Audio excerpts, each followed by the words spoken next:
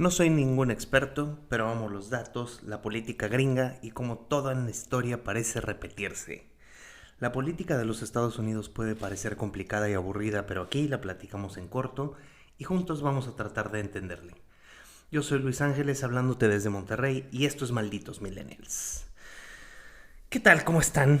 Un gusto que me acompañen. Gracias a las personas que me acompañan. De verdad, les agradezco mucho que se tomen sus 30 minutitos de su semana o día, o depende cada cuándo saco yo este episodio. Pero gracias a todos los que me han escuchado. La verdad es que sí, con tanto material que hay al aire, tantos contenidos, tantos podcasts, es un gusto que pasen aquí a saludar a toda la gente que me escucha en México, a la gente que me escucha en Argentina, Chile, España, en Estados Unidos y en Canadá especialmente. Muchas gracias. No esperaba yo, realmente yo pensaba este episodio, esta emisión o producto o podcast, como quieras llamarle, que fuera más enfocado hacia gente mexicana queriendo conocer de política estadounidense, y bueno, resulta que es para gente de habla hispana que quiere aprender de política estadounidense.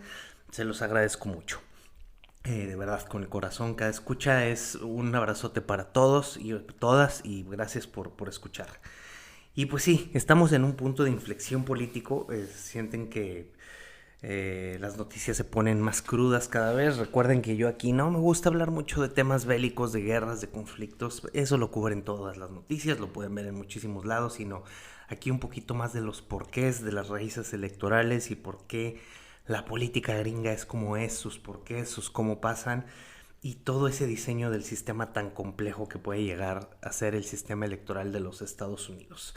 Voy a tratar de conectarte los puntos de poner los puntos sobre las IES, como dicen, y ver por qué está tan volátil el tema electoral y político en los Estados Unidos.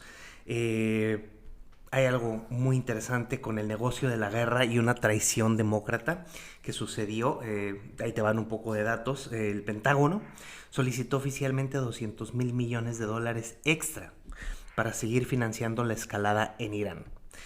Si tú sumas lo que ya se ha gastado desde que empezó el año 2026, el acumulado total está rondando a los 5.7 mil millones de dólares. Entonces, ¿de dónde sale el dinero? Aquí es donde el cinismo de los MAGA y que su gente primero es donde pega en la cara. Porque para que esos misiles puedan financiarse, para que la guerra pueda suceder, el Congreso tiene que aprobar cosas. Y dentro de las medidas que aprobó fue un recorte masivo al programa SNAP. Este programa es prácticamente, ¿has escuchado hablar de las food stamps, de los ayudos alimenticios en Estados Unidos? Bueno, un recorte prácticamente total a estos apoyos para poder financiar la guerra. Y lo más triste es ver que quienes se supone que deberían de ser la oposición, quienes deberían de ser los anti-Trump, quienes deberían de ser los anti-MAGA y ser el contrapeso en esta política, pues no lo son. Hubo 4 demócratas, gente que se supone que debería ser oposición en contra de los republicanos, votaron a favor de ese financiamiento de la guerra. Ahí te van sus nombres, y obedeciéndote ya no voy a decir los nombres con acento de Marta de baile, porque ya me dijeron que no diga los nombres como Marta de baile. Entonces ahí te van. Tampoco los voy a decir como Toño de Valdés, que traduce todo así de que los petroleros y los malosos y los patriotas de Nueva Inglaterra. No, tampoco le vamos a hacer así, pero ya le voy a meter menos tonito de Marta de baile, ¿ok? Entonces, ¿quiénes fueron los 4 demócratas que votaron a favor de la guerra?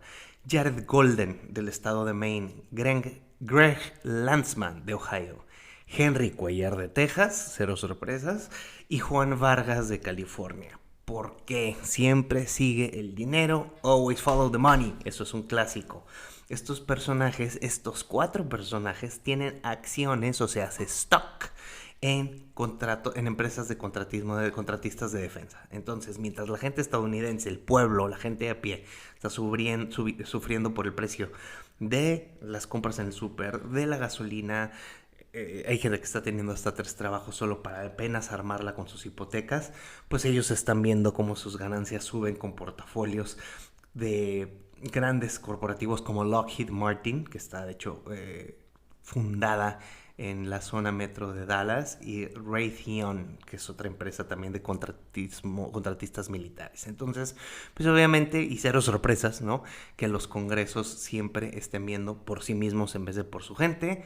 Estos 4 demócratas, un boo para los 4 demócratas, lo vieron como un negocio personal. Si la gente se queda sin apoyos financieros para comer, pues dicen que es su pedo, que ellos van a seguir aumentando sus dineritos. Y así está Washington hoy por hoy en el 2026. Y mientras, los chingadazos están a todo lo que dan del lado del Golfo Pérsico. ¿Se acuerdan así en los 90s? Quienes son los 90s kids, que veo en mis estadísticas de demografía, que sí hay varios. Pues bueno, Trump sigue moviendo sus piezas en su tablero interno, en su propaganda, en sus figuras míticas. Pues nombró a Erika Kirk para lo que es la, digamos como la publirelacionista de la Fuerza Aérea.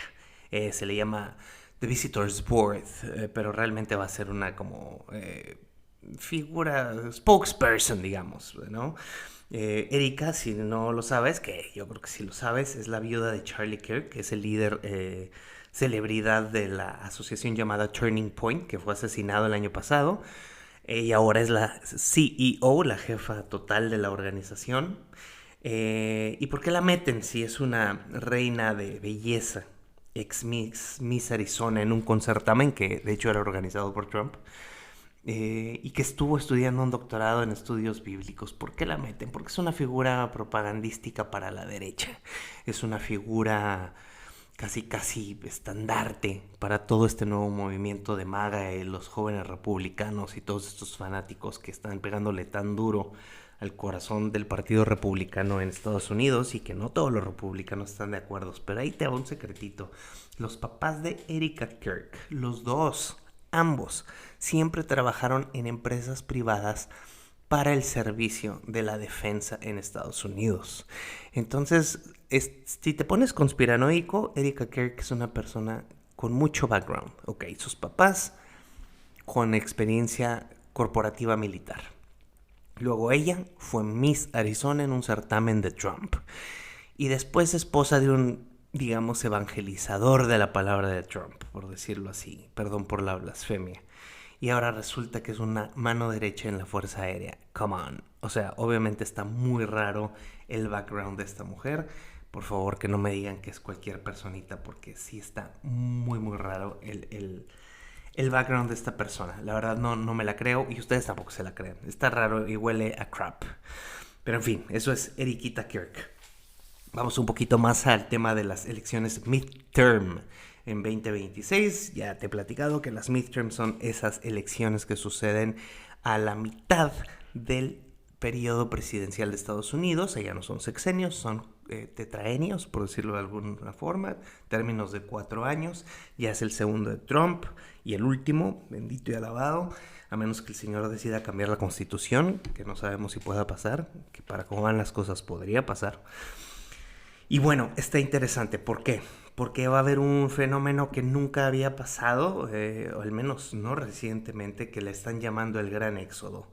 Más de 50 legisladores dijeron: hasta aquí llegamos, hasta aquí cantó Amparito, y se están despidiendo, no van por la reelección en esta midterm 2026. Algunos nombres importantes como Nancy Pelosi, que finalmente dice adiós, Steny Hoyer también.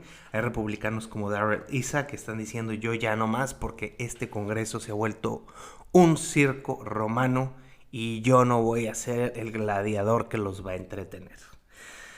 Entonces, además de esos asientos o curules, como quieras llamarle, se va a elegir, como ya sabemos, 36 gubernaturas. Las más importantes, ¿cuáles van a ser?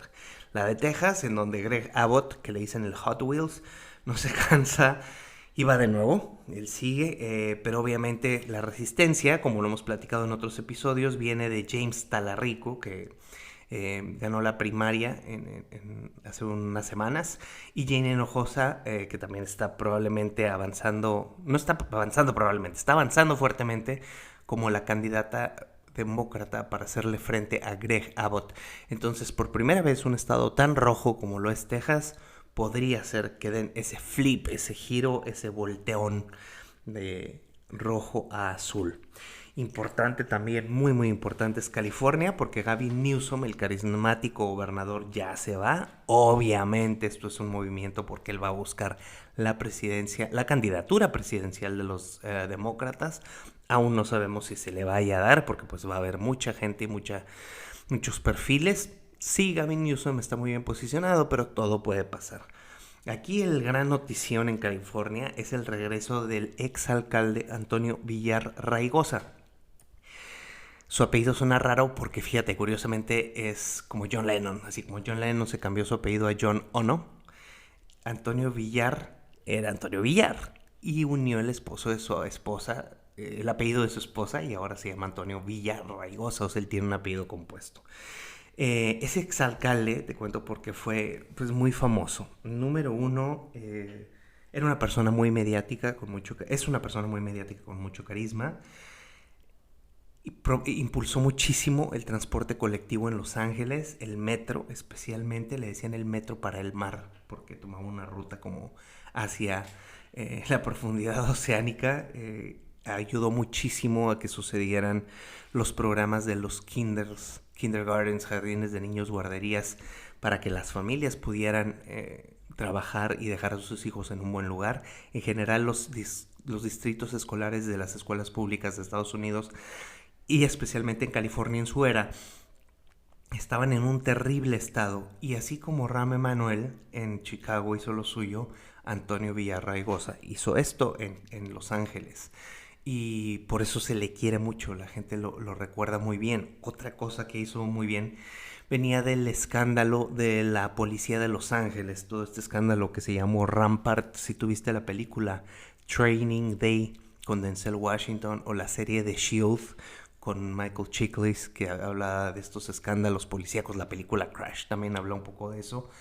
Hay una película que se llama Rampart con Woody Harrelson, está medio pinchona esa, pero hablan de todos estos escándalos de corrupción policíaca en Los Ángeles, obviamente mediáticos por el tema de los homicidios de Tupac Shakur y Notorious B.I.G., en donde los policías de Rampart estuvieron involucrados porque eran guardaespaldas privados durante sus horas de descanso para las disqueras de los raperos. Hubo homicidios pues muy relacionados con el crimen organizado, porque esa fuerza policíaca, si bien empezó como anticorrupción y empezar a calmar las olas de criminalidad en Los Ángeles, el equipo Rampart pues se aprovechó de eso y cometió varios crímenes, fue un escándalo, y Villarraigosa heredó todo esto y ya le dio un poco más de formalidad y calma y estructura y reglas a la policía de Los Ángeles. Entonces es el nuevo como key player en ver quién puede ser el nuevo gobernador de California. Creo yo que puede él avanzar mucho, si no va a hacer ruido, échenle un ojo, va a estar interesante seguirlo.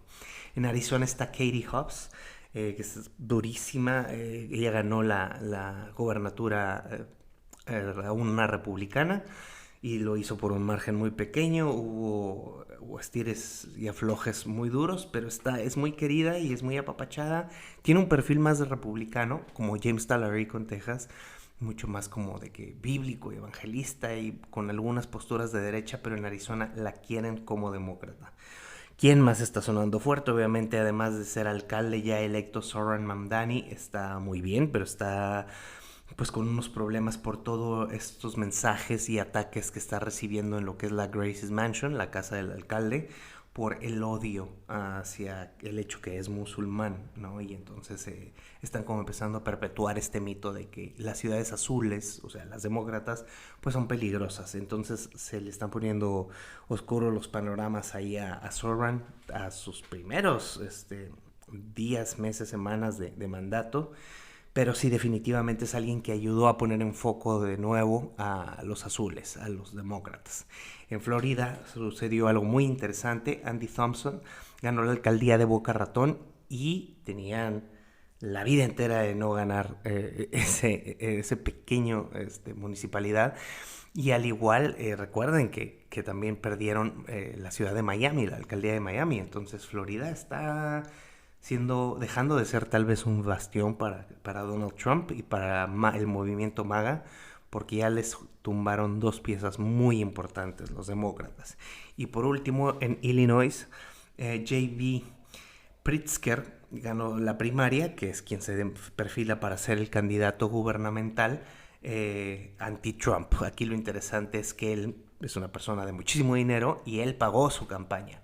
Obviamente él y sus amigos, hay una oligarquía tremenda por allá.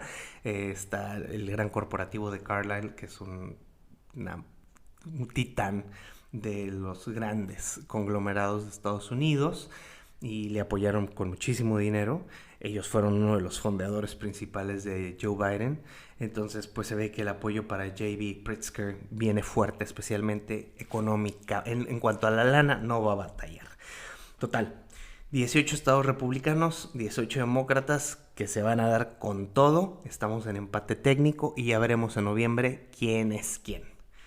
Y mientras toda esta locurita pasa, en el Senado se sigue cocinando lo que es el SAVE Act, esta ley que te había platicado, que es en donde obligatoriamente tienen que ser ciudadanos nacidos en territorio estadounidense para poder votar. En Estados Unidos no tienen credencial de elector, se puede votar con tu pasaporte, con tu licencia de manejar, con una ID válida, que ellos consideren válida. Ahora lo que quieren es que estés registrado bajo el SAVE Act en algo así similar a lo que tenemos nosotros como el INE. No se ha hablado de emisión de credenciales, pero sí tienes que demostrar que tú naciste en American Soil.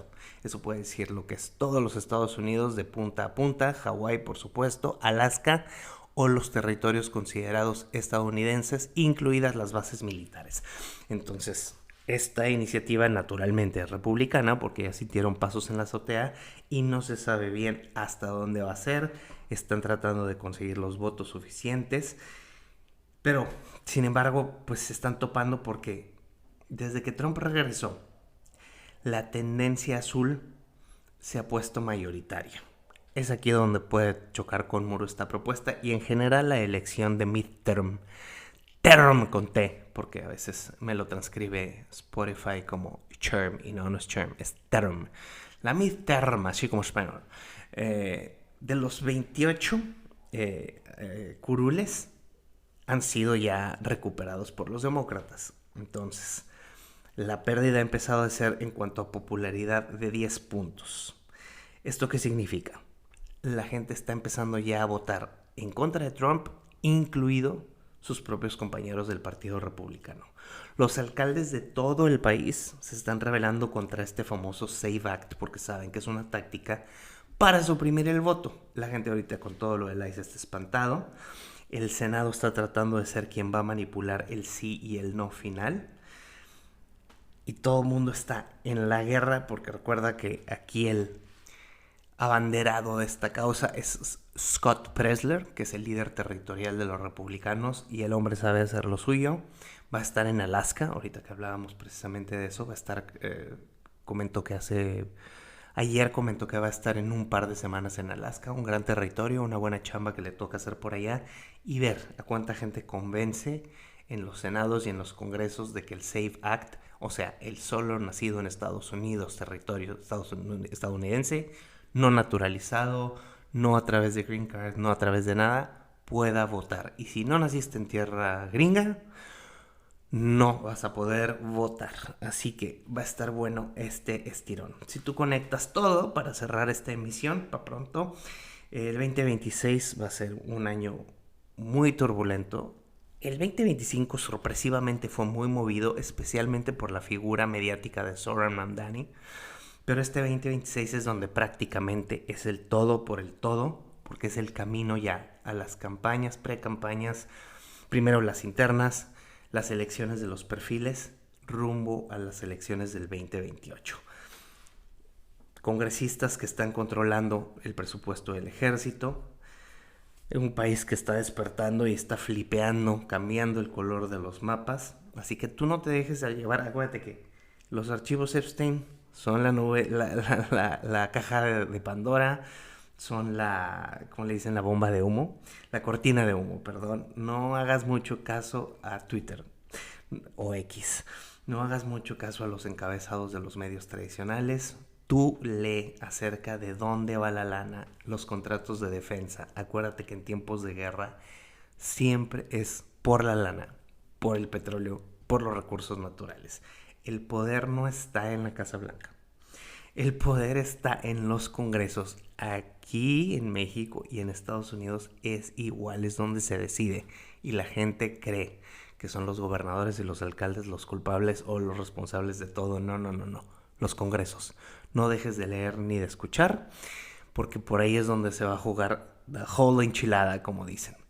Te agradezco mucho por acompañarme en este episodio. El mapa se está moviendo muy caliente y yo voy a tratar de mantenerte al día.